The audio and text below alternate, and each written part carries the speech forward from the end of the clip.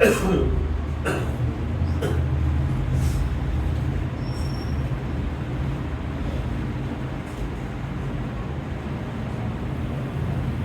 के जिंदा और मुकद्दस कलाम के लिए हम खुदा की शुक्रगुजारी करते हैं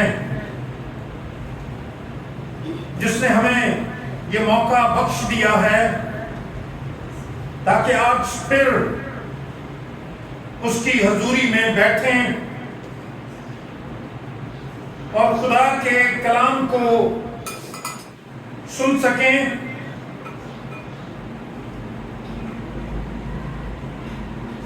ईमानदारों और मसीहों के लिए मैं ये कहना चाहता हूं जो यहां बैठे हैं और जिन तक आवाज जाती है वो मुबारक है।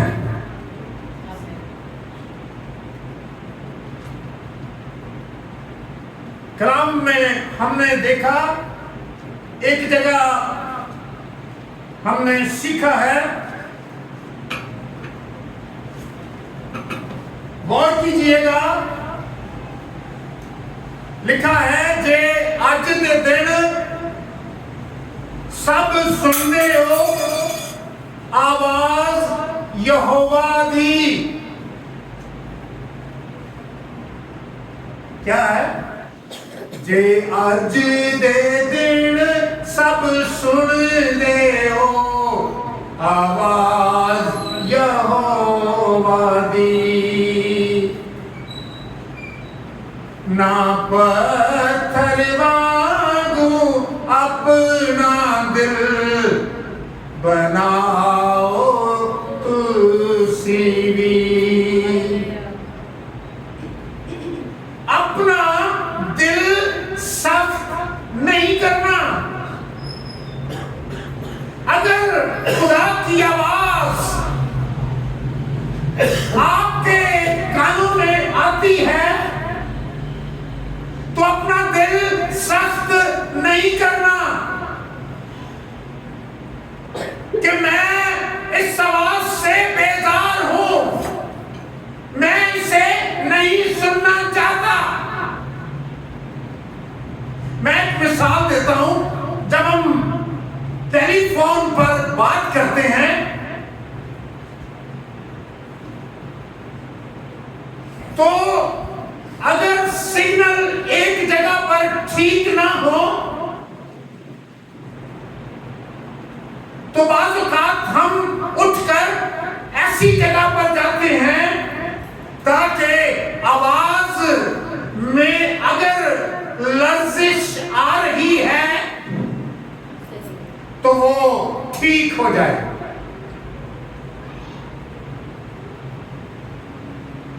बाज़ औक़ात फोन पर बात करने वाला दूसरा शख्स कहता है भाई तेरी आवाज साफ नहीं है, जरा ऐसी जगह पर चला जा जहां पर मुझे ठीक तौर पर समझ आ जाए। इसलिए ज़बूर में लिखा है जे अज दे दिन सुनते हो आवाज यहोवा दी। ना पत्थर वांगर अपना दिल बनाओ तुसी भी।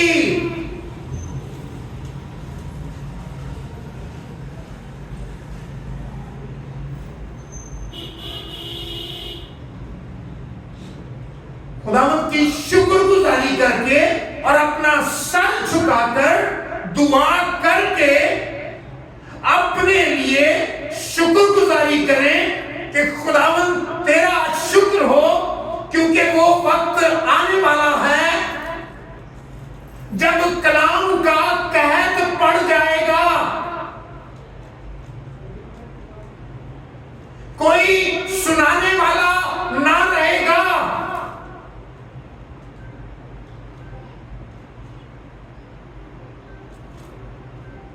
और याद रखिए, अगर खुदा का कलाम उठ जाए किसी जिंदगी से, किसी माशरे से, किसी बिरादरी से, किसी के घर से, तो फिर बाद में क्या रह जाएगा? मैं नाम नहीं लेता, क्योंकि जहां खुदा की हजूरी नहीं है वहां पर, जहां खुदा मौजूद नहीं है, जहां खुदा की हजूरी मौजूद नहीं है, वहां पर जो खुदा के खिलाफ है, जो जमीन पर शेर बब्बर की मानद धाड़ता फिरता है, फिर उसका काम शुरू होता है।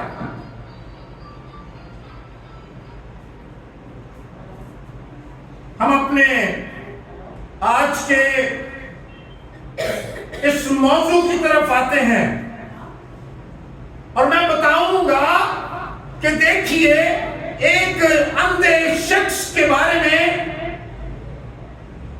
वो फकीर है, अंधा भी है और फकीर भी है। दोनों ही बातें उसकी कमजोरी का ऐलान कर रही हैं। अंधा है, फकीर है, और तीसरी बात, उसका कोई ठिया नहीं, कोई दुकान नहीं, कोई मार्केट नहीं, बल्कि वो राह के किनारे बैठा हुआ है। अरे बिल्कुल ही, हम यूं कह सकते हैं, बिल्कुल ही थर्ड क्लास का लेवल है उसका। वो बिल्कुल थर्ड क्लास में जिंदगी गुजार रहा है। आजकल तो ट्रेन में सफर करते हुए वो नहीं कहते first class, second class, third class, आजकल उसको इकोनॉमी क्लास कहते हैं। हुंदी वो भी पहला थर्ड क्लास ही।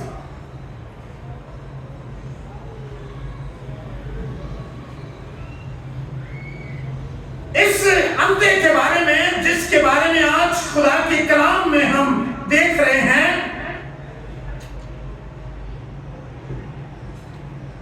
जब यीशु यरू में आया तो उसके शागिर्द और बड़ी भीड़ यरू से निकल रही थी।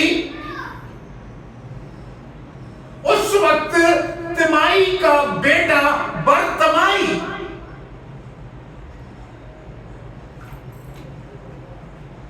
अंधा फकीर राह के किनारे बैठा हुआ था।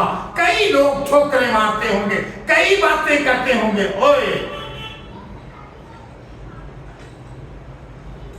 तू एक साइड होकर बैठ, उठ जा यहां से, थोड़ा पीछे हो जाया कर, हमने गुजरना होता है।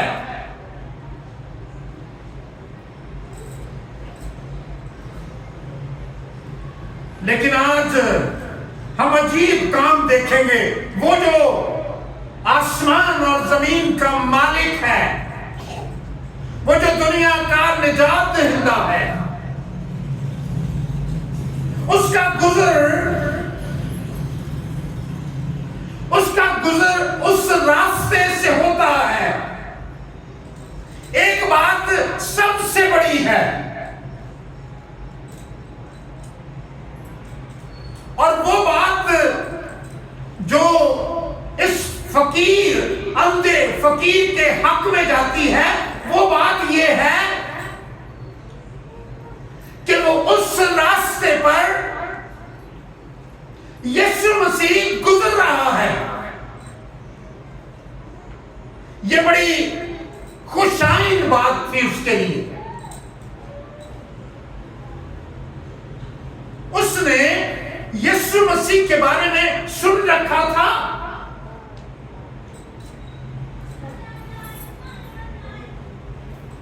किसी ने उसको बताया था, वो बीमारों को अच्छा करता है, वो मौजज़ात करने वाला नबी है। नबियों से भी आला और बरतर हैं, क्योंकि वो मरे हुए लोगों को भी जिंदा कर देता है।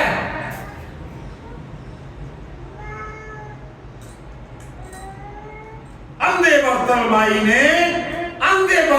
ने यीशु मसीह के बारे में सुन रखा था, वो शख्स देख नहीं सकता था, उसके पास देखने की नेमत नहीं थी, लेकिन जो नेमत उसके पास थी उसने उस नेमत का ठीक इस्तेमाल किया। जब उसने अपने कान से ये सुन लिया कि यीशु ऐसा ऐसा ऐसा काम करता, मौजज़ात करता है, तो वो बड़ा खुश हुआ।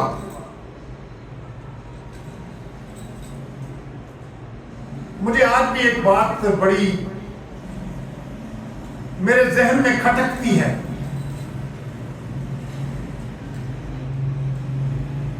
एक दोस्त था मेरा, शुगर के बायस उसकी आंखें चली गई। उसने मुझे कहा, यार मुझे फलां जगह इबादत में आपने लेकर जाना। अजीब इत्तेफाक हुआ, मैं उसे नहीं लेकर गया। मेरा दिल अब भी इस बात के लिए परेशान होता है, मैंने ऐसा क्यों किया। जब उसका ईमान था तो मुझे उसको लेकर जाना चाहिए था। इस अंधे तमाई के बेटे बर्तमाई ने भी यीशु के बारे में सुन तो लिया था, लेकिन उस तक पहुंचने की कोई राह उसके पास मौजूद ना थी। अब मैं ये कहना चाहता हूं, अगर आपके दिल में भी यीशु की आवाज आ जाए, कोई यीशु के बारे में बताने वाला आ जाए, तो सुन लिया करें। सुनेंगे तो ईमान पैदा होगा। उस आवाज को बंद करने की कोशिश नहीं करनी चाहिए। जो आवाज मसीह के बारे में है, क्योंकि मसीह के बारे में कोई सुनेगा तो ईमान पैदा होगा। अरे अपने बच्चों को भी गिरजाघर में लेकर आया करो, ताकि खुदा के कलाम की आवाज उन तक पहुंचे और उनकी जिंदगी में भी ईमान का बीज बोया जाए। आप छोड़ देते हैं,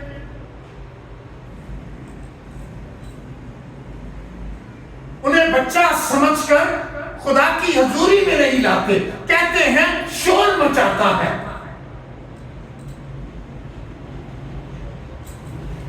बाज़ औक़ात माएं उस बच्चे की वजह से खुद भी नहीं आती, कहते हैं कि वे ये मुझे भी वहां पर बैठने नहीं देता। बिल्कुल ऐसा ना करें। मैं आपको बात बताता हूं, गौर से पल्ले बांध लीजिए। जब मूसा फिरौन के पास गया और उससे कहा कि हमारे खुदा ने कहा है कि तुम सब इबादत के लिए उस जगह पर आओ जो इस मुल्क से बाहर है,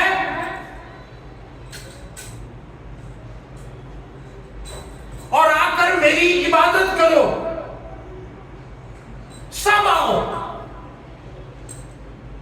फिरौन ने कहा, अच्छा तुम्हारे खुदावंद ने ऐसा कहा है, तुम्हारे यहोवा ने ये कहा है, सुनो मेरी बात, तुम ऐसा करो, सिर्फ मन ही मर्द जाओ और उस जगह पर जहां तुम्हारा खुदा कहता है वहां पर जाकर इबादत करके आ जाओ।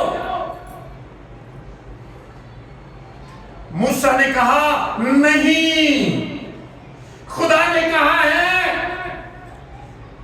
पूरा घराना, सारा घराना मेरी हजूरी में आए,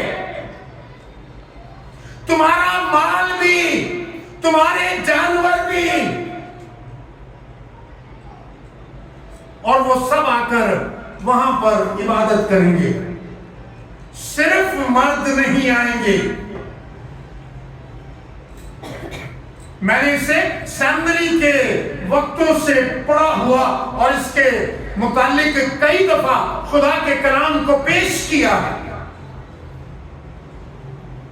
89 से अब तक मैंने कई मर्तबा इस बात के बारे में खुदा के कलाम को सिखाया है कि भाइयों बहनों, जब आप खुदा की हजूरी में आते हो, कई दफा वो इसलिए भी नहीं लाते कि मैं कहा कोई नहीं होता, पप्पू का अबू जड़ा ना उन्होंने सिखा अच्छा डालने, पप्पू का अबू कलाम तो बगैर ही रहता फिर सारी जिंदगी, पप्पू का अबू बरकत तो बगैर ही रह जाता है सारी जिंदगी। अरे पप्पू दे अबू नूवी गिरजे लेके आओ, पप्पू दा अबू जड़ा वे नहीं ते वो बिल्कुल बाहर ही रहेगा खुदा दी हजूरी चों में।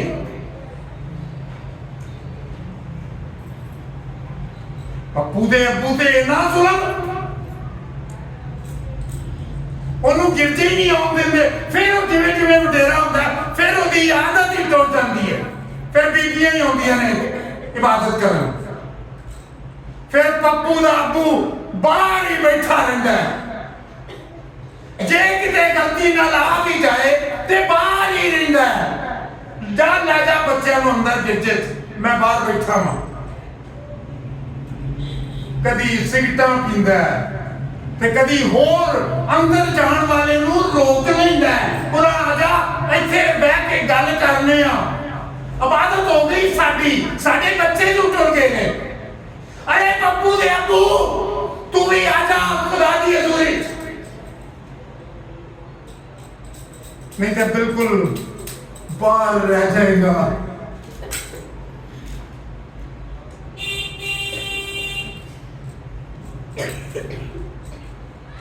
खुदावंद के कलाम में लिखा है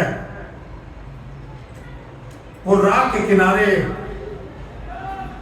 मूसा ने इबादत करने से मना कर दिया, उसने कहा नहीं जाएंगे तो सब, क्योंकि खुदा ने कहा।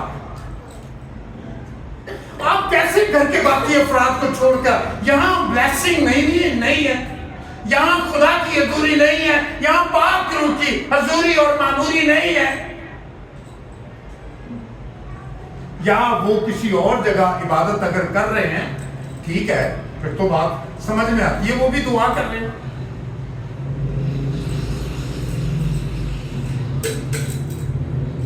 तमाई का बेटा बरतमाई अंधा फकीर राह के किनारे बैठा हुआ था और ये सुन करके यीशु नासरी है चिल्ला चिल्ला कर कहने लगा, ऐ इब्ने दाऊद, ऐ यीशु मुझ पर रहम कर, क्योंकि उसने सुन लिया था कि यीशु मसीह मौजज़ात कहा कायम करने वाला है, मौजज़ात अमल में लाने वाला है, वो कहता है और मौजज़ात रूनुमा होते हैं। अब अंधे बरतमाई का मुझे माजरत के साथ कहने दीजिए, क्या आपका ईमान उस अंधे के बराबर है या नहीं? आज अंधे बरतमाई को और अपने आप का मुआवजा कीजिए, उसने सुना था, उसने देखा नहीं यीशु को, लेकिन उसने सुनने के बाद इरादा कर लिया, उसका ईमान, उसकी जिंदगी में ईमान का बीज बोया गया कि यीशु मसीह खुदावंद है, इसकी बात सुननी है, इसकी हजूरी में दाखिल होना है, वही हल्ले मुश्किलात है।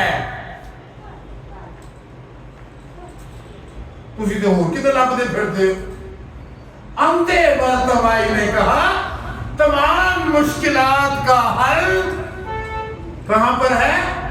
यीशु की हजूरी में।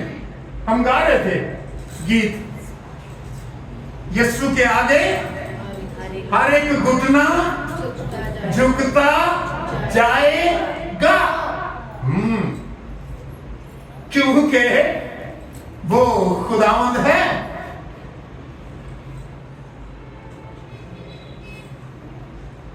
अब जब उसने सुन लिया था तो पता चला, उसके कानों में आवाज आई लोगों के चलने की, क्योंकि वो रात के किनारे था, अच्छी जगह तो नहीं थी,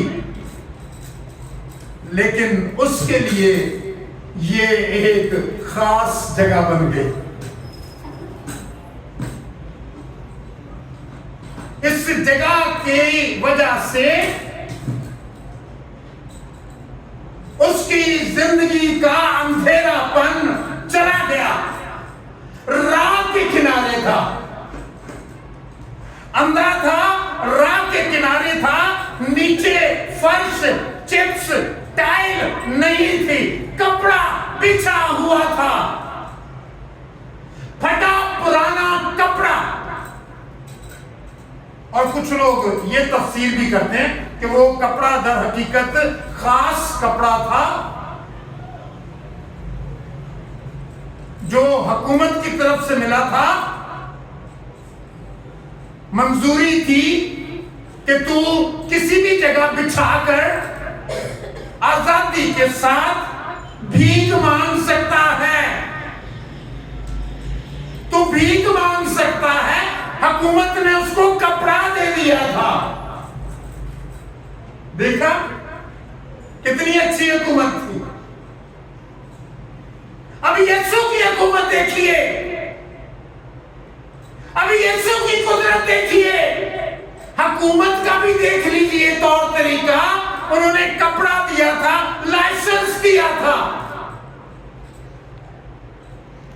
हो सकता है हमारे मुल्क में भी जारी हो जाए आगे, क्योंकि लोग फकीरों को पकड़ना शुरू हो गए हैं और ये नाजायज काम समझा जा रहा है,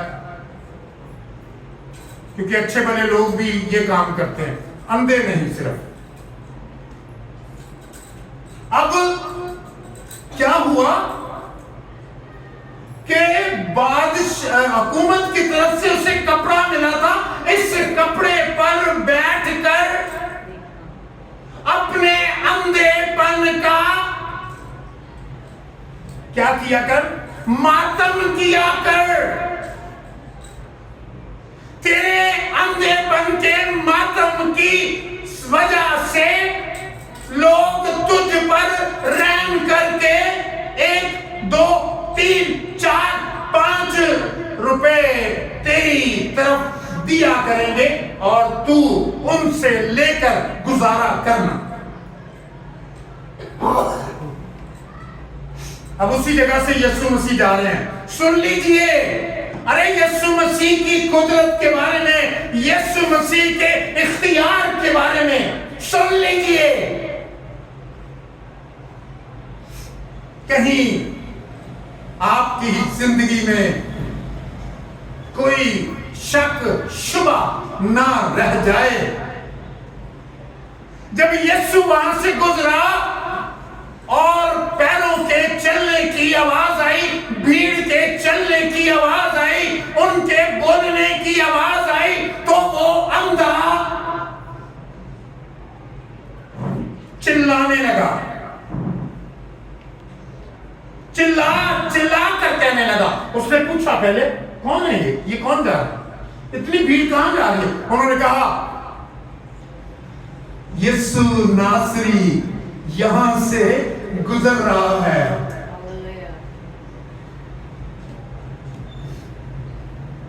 आज लोग तो बेजार हो जाते हैं, चर्च कितने खुले ना तो लोग बेजार हो जाते हैं, लो जी हुण इत्थे भी गीतां दी आवाज आउणी है, अच्छा गाणियां दी आवे फिर ठीक है।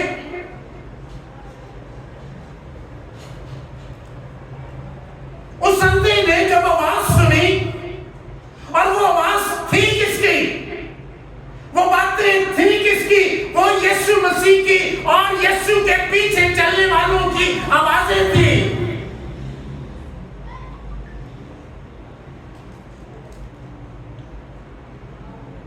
और कलाम में लिखा है, अंधा बरतमाई चिल्लाने लगा और कहने लगा, ऐ इब्ने दाऊद, ऐ इब्ने दाऊद, ऐ यीशु मुझ पर रहम कर। बोलिए जितने अंधे हैं, अरे गलती से शायद मेरे मुंह से निकला है, कहीं ये हकीकत तो नहीं है, क्योंकि बहुत से लोग हैं, यीशु मसीह ने अपने कलाम में फरमाया, जो सुनते हुए भी नहीं सुनते, देखते हुए भी नहीं देखते। तो आवाज ही सुन लो, यीशु की आवाज सुन लीजिए। यीशु मसीह वहां से गुजरा, वो चिल्लाने लगा अंधा।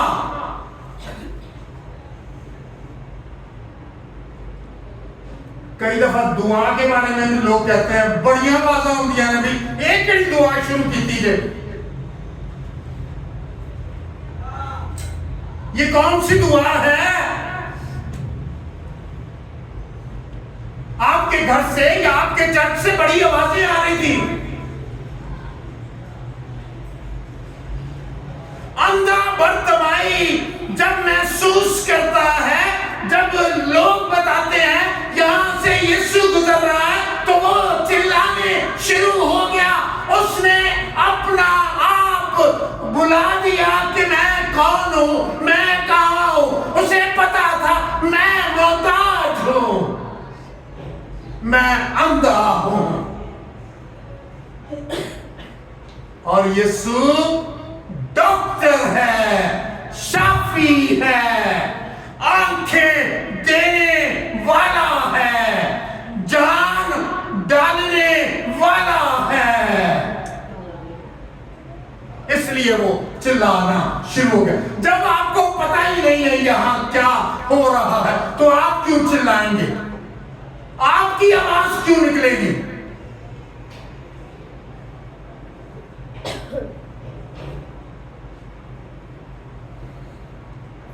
अब बहुतों ने डांटा।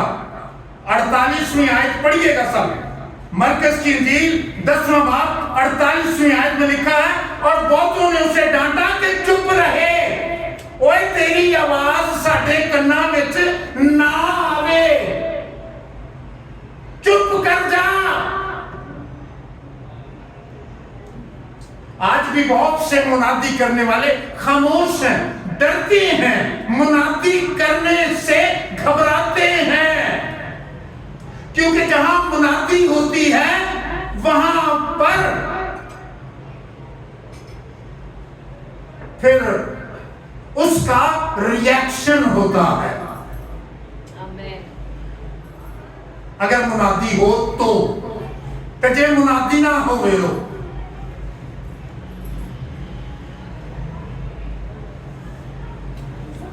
अगर खुदा की आवाज हो, अगर खुदा अपने लोगों से बात कर रहा हो,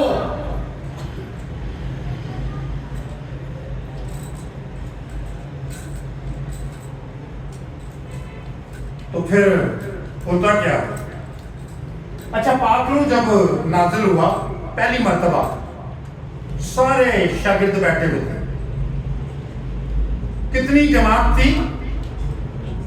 120 की जमात थी। और यीशु मसीह ने कहा था यहीं रहना जब तक के तुम्हें कुव्वत का लिबास ना मिले।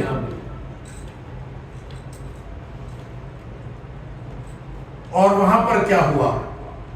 जोर की आंधी का सन्नाटा, खुदा की हजूरी की वजह से वहां जैसे आंधी चल रही है ऐसी आवाज थी, फटती हुई जुबानें,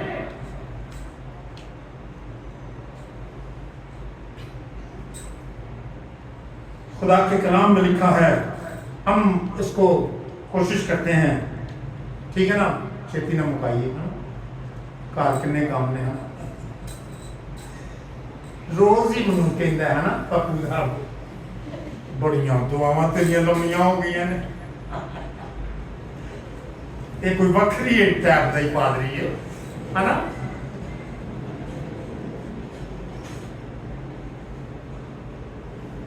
तुसी आंदे हो गए, ओदी बेगम भी आंदी रही, बस बस बस, फिर भी वो लगा ही रहता है।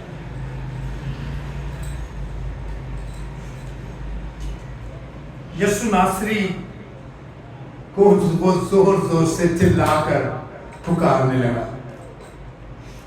जब आप बुलाएंगे तो मैं ईमान के साथ कहता हूं, ये हवाला पढ़ लें, यीशु मसीह रुक जाते हैं, ठहर जाते हैं। जब हम पुकारते हैं दिल से, तो खुदा सुनने के लिए, आपकी आवाज सुनने के लिए ठहर जाता है और वो कहता है,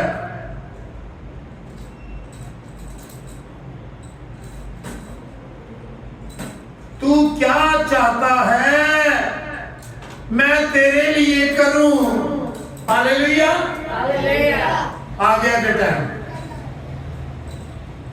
कई उंजी वो फड़ के ना शतीर ते खलोते रहंदे ने, सोने दा हो जाए, सोने दा लकड़ दा शतीर ना फाड़ के।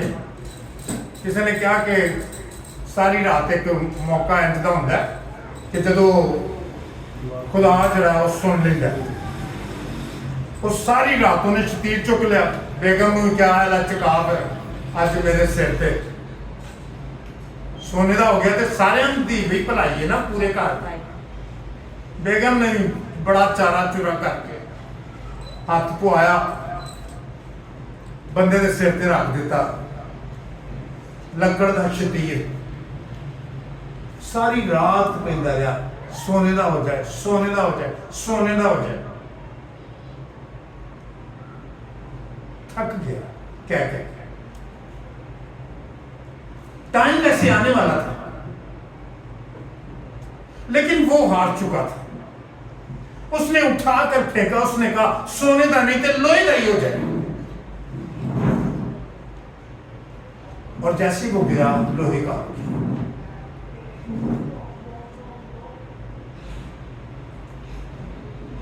बताना ये चाहता हूं भाइयों, जब वक्त आया तो अंधा बर्तमाई खामोश न रहा, चिल्लाने लगा, लोगों ने डांटा, खामोश, चुप चुप।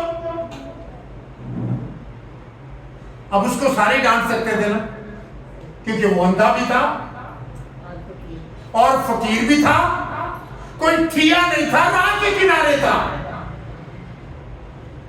जिवें असीं घर ही चर्च ला के बैठे हैं, है ना? कोई भी कह सकता है ये कौन सा चर्च?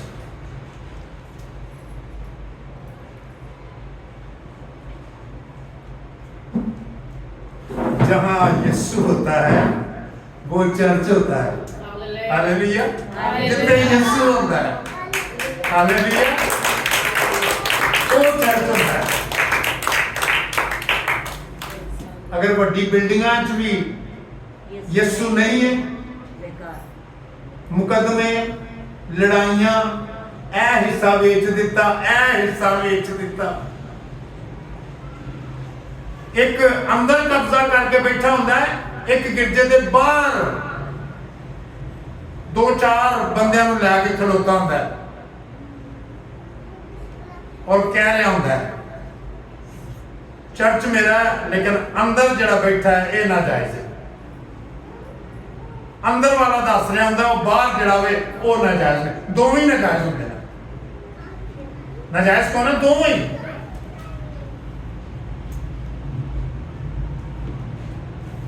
कलाम में लिखा है कि वो यीशु ने जब उसकी आवाज सुनी तो ठहर गया। अच्छा, उससे पहले लोगों ने कहा खातिर जमा रख, खड़ो जा। बस अब क्या हुआ है? यीशु ने तुझे बुला लिया है, तेरी हुण होएगी बल्ले बल्ले। वो कौन सा गीत है जो हम गाते हैं?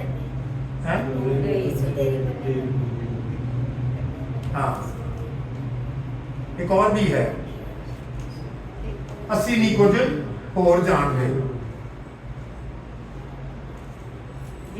भावें पट्टी जिंद लाइए यीशु दे नामे, असी नहीं कुछ होर जान गए। भावें दूजे कहते ने ओ किथे जा रहे हो, किथे जा रहे हो? ओ वड्डा जाते हो तेरे चर्च है ना, ओ वड्डा जा ओ उत्ते नजर आ रहा है।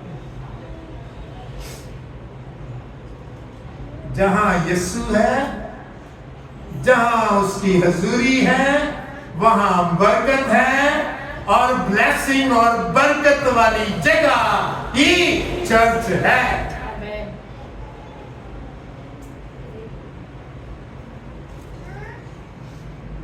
कई बार जा के भी वापस आ जाते हैं, हाँ जी की कुछ भी नहीं, की गल सी, कुछ भी नहीं।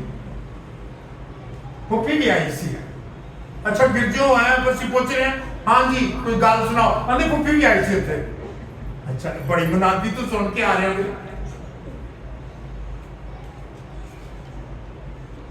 बात नहीं समझ में आई। वहां लिया क्या है आपने? कलाम से क्या बरकत मिली है? कलाम की कौन सी बात तुझे समझ आई है? नहीं मामा विसी, नहीं चाचा विसी, नहीं अब्बेला चर्च में।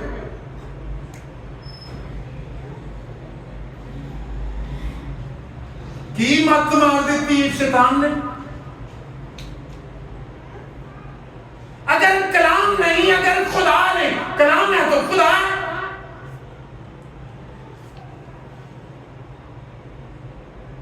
लिखा है जब यीशु ने आवाज दी तो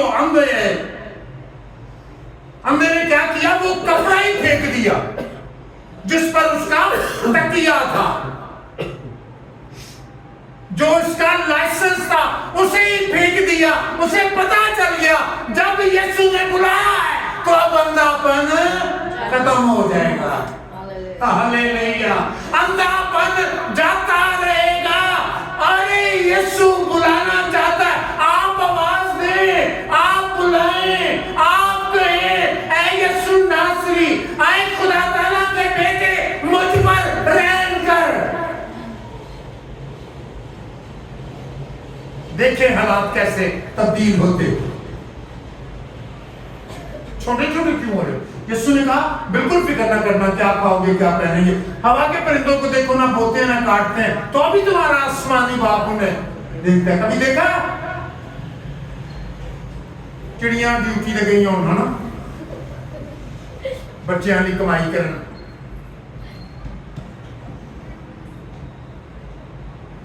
चिड़ियों का खेत देखा? चिड़िया का खेत है, कमियां का, लालियां का, कुछ भी नहीं, फिर भी वो खाती हैं, पेट भरकर खाती हैं और सोती हैं। तो फिक्र नहीं, मर जाता। सारी जिंदगी करने के बाद एक अमीर आदमी ने कहा, अमीर आदमी ने बहुत फसल हुई, नए उसने वो गोदाम भी बना लिए और कहा ऐ मेरी जान खा पी, अब तेरे लिए बाकी जिंदगी के लिए बहुत कुछ है। खुदावंद ने कहा ऐ नादान, तू नहीं जानता आज ही रात तेरी जान तुझसे तलब करनी जाएगी। ले, इबादत भी नहीं करी कि मेहनत ही तू करता रहा, ले ले नतीजा। कोई और इसे संभाल लेगा, कोई और पकड़ लेगा, किसी और के हवाले हो जाएगा।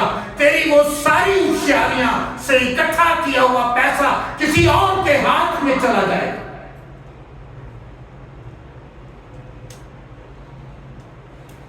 खत्म करते हैं बात को।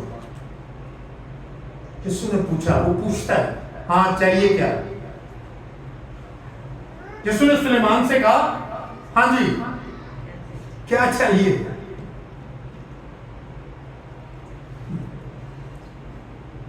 सारी रात सोचता रहा क्या मांगू, है ना? आज आपसे भी खुदा पूछ रहा की चाहिए, कितने फ्रेंच थे ना खुलो जाए, है ना? नवा बड़ा बड़ा वाला फ्रेंच ले ली। पहले ही बातें की, अब तो खैर ये आम चीजें है ना। अब तो गाड़ी और फिर गाड़ी से ऊपर की, है ना? ये चीजें ना मांग लीजिए, फानी है, सारी फानी है, फानी और मयादी, लिमिट, इनकी लिमिट है। उनको तो छोड़ेंगे, जमीन की जिस पर रहने के लिए आपने ये चीजें मांगी हैं, बनाई हैं, उनकी भी लिमिट है, इस जमीन की भी लिमिट है, ये भी जाती रहेगी। जो कुछ नजर नहीं ना आ रहा, जो आसमान पर जमा किया है, वही कायम रहेगा, क्योंकि वो खुदा की हजूरी में है, उसके पास है। अच्छी चीज मांगे।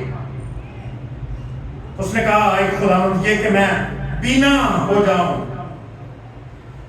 यीशु ने कहा, जा तेरे ईमान ने तुझे अच्छा किया। आज आपसे भी खुदावंद पूछता है, आइए खड़े हो, हम सब खड़े हो, हालेलुया। क्या मांगना है मांग ले आज, क्योंकि खुदा देने वाला है। मेरे को तो कुछ भी नहीं, कोई भी तो मैं करे की करा।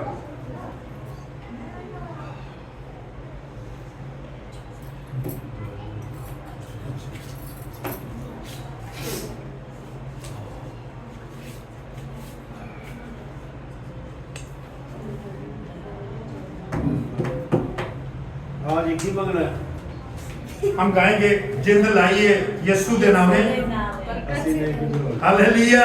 क्या गाना है? यीशु चाहिए। क्या गाना है? जिंद लाइए यीशु यीशु के नाम में। वो आता नहीं है मुझे, नहीं तो वही गाते, यीशु चाहिए।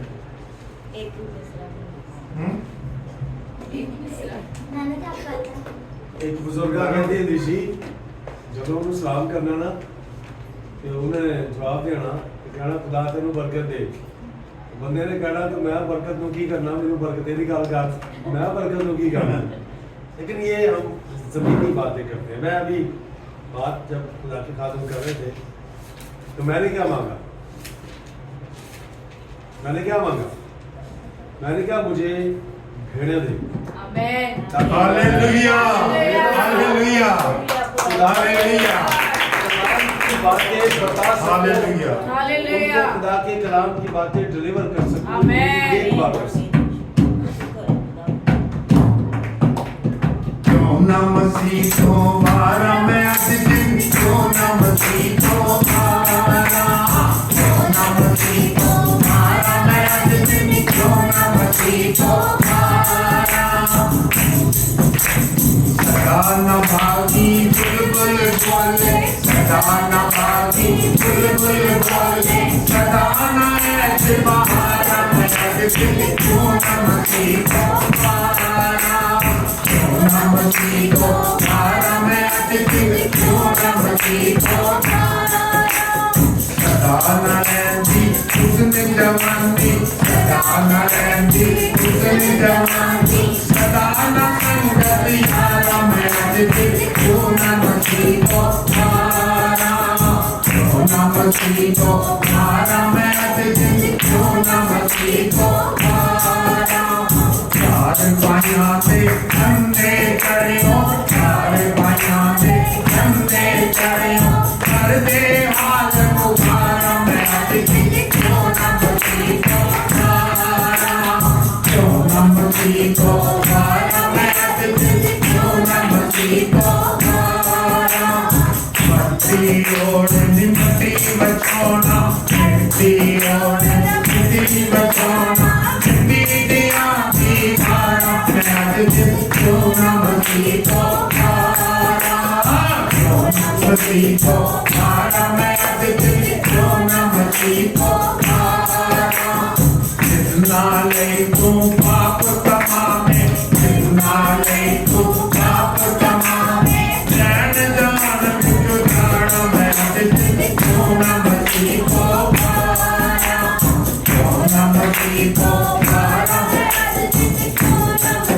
दोबारा। ये दुनिया दिन चार दिहाड़े, ये दुनिया दिन चार दिहाड़े, छड़ दे ऐश बहारा, मैं आज दिल क्यों न मसीह को मारा, क्यों न मसीह को मारा, मैं आज दिल क्यों न मसीह को मारा। हालेलुया। हम दुआ करें, सब दुआ करें। हालेलुया। खुदावंद हम तेरी शुक्रगुज़ारी करते हैं, खुदावंद हम तेरी तारीफ करते हैं। खुदावंद तू मुबारक खुदा है, खुदावंद तू भला खुदा है, खुदावंद तू पाक खुदा है, खुदावंद तू जलाली खुदा है, खुदावंद तू अबदी खुदा है। ऐ खुदावंद हम तेरी शुक्रगुज़ारी करते हैं, ऐ खुदावंद हम तेरी तारीफ करते हैं। तू भला और पाक खुदा है, हम तेरी शुक्रगुज़ारी करते हैं। तूने हमें ब्लेस किया, तूने हमें बरकत दी है, तूने अपनी हज़ूरी में हमें बुलाया है। ऐ खुदावंद तू हमारे दरमियान है, हम तेरी पाक हज़ूरी में आए हैं।